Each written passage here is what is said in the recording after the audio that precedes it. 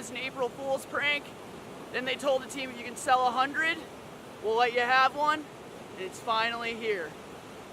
12R. Let's check it out.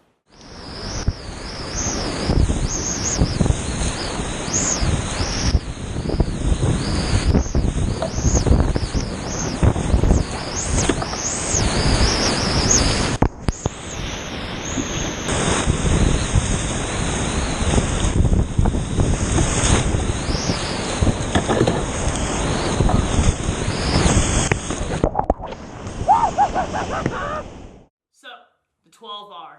Let's first talk about how cool it is that companies are out there pre-selling like it's a GoFundMe boat concepts.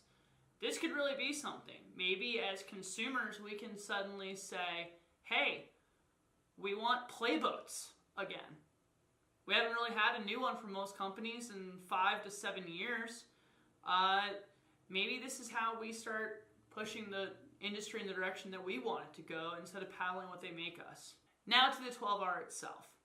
The first way that you're going to know if someone's actually paddled this boat is if they call it a 12-foot niner. It is not really in any way, except cosmetically on the top, related to a 9R.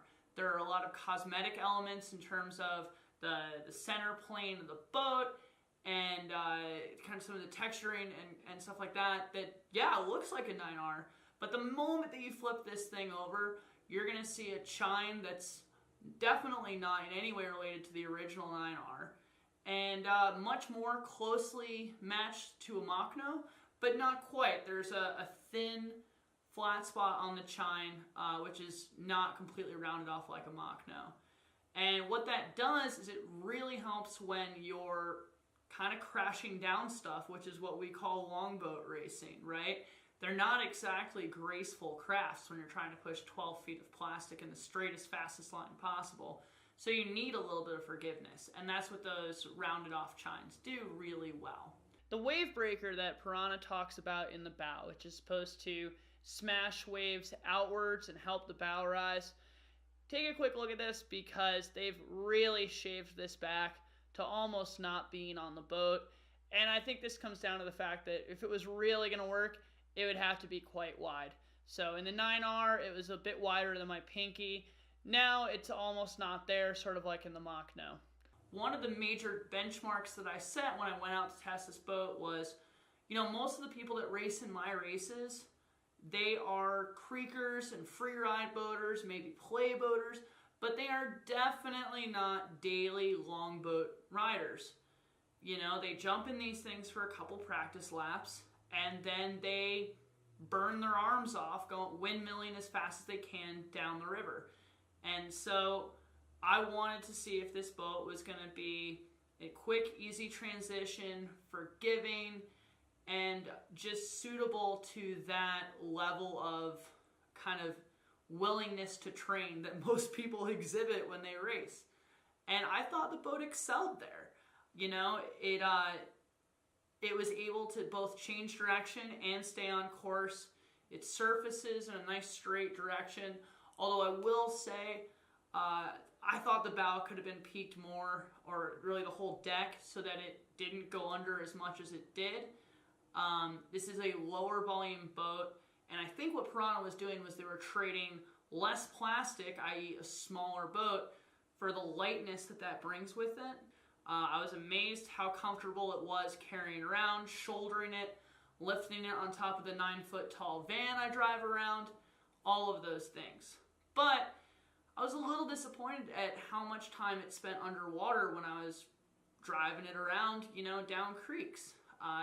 It definitely does slow you down. So you really don't have a silver bullet option in a 12R that I think a lot of people are going to try and tell you that you do. I think you should still, if you're going to be a competitive racer, weigh out the advantages of each kind of boat, be it the Greenboat, the 12R, the Stinger, and try to pick the boat that's going to be the best for your course, your body type, your size, your strength, all of those elements, and try to find a sweet spot. Now, I can pretty much already hear some of your keys typing, Alex, what are the different strengths these boats are going to have?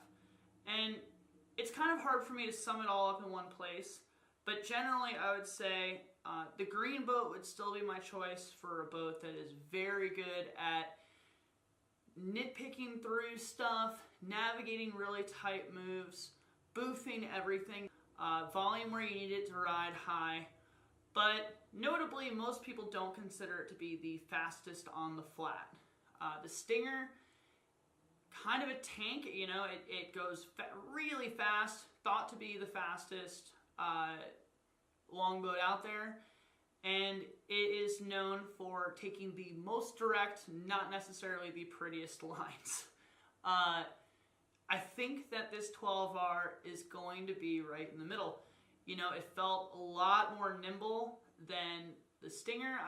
I was able to both get it up to speed quickly, easily maintain speed, but also point and shoot and change my angles without a whole lot of problems because it had a rocker profile that's somewhere between the Greenboat and the Stinger.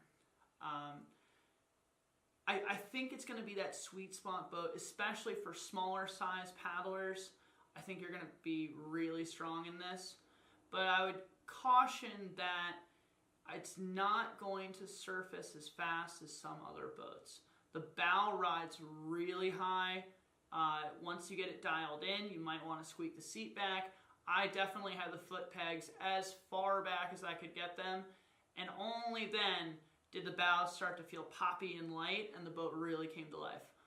Before that, it was a bit of a slug, but once you take the weight out of the bow, the boat comes to life and it really starts to shine. So with forward offset paddles now being a big thing in the racing scene and in whitewater in general, I'm sure a lot of people want to know, how does it pair up with the 12R?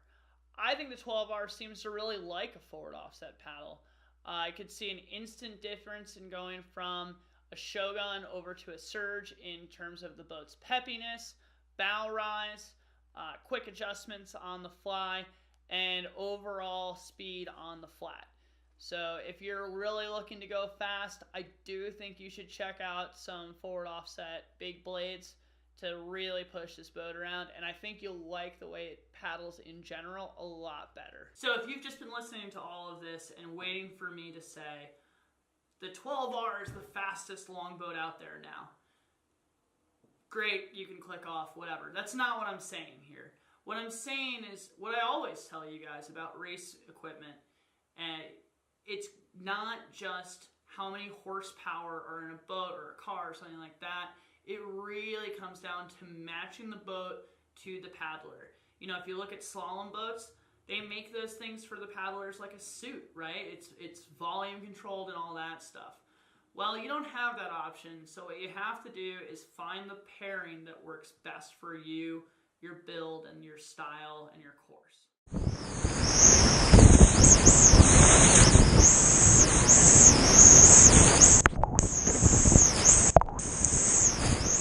Woo! Thanks for watching that initial 12R review. I'll have another one coming up soon, hopefully with more detail. Give me a subscribe and a like. I'll see you on the next one.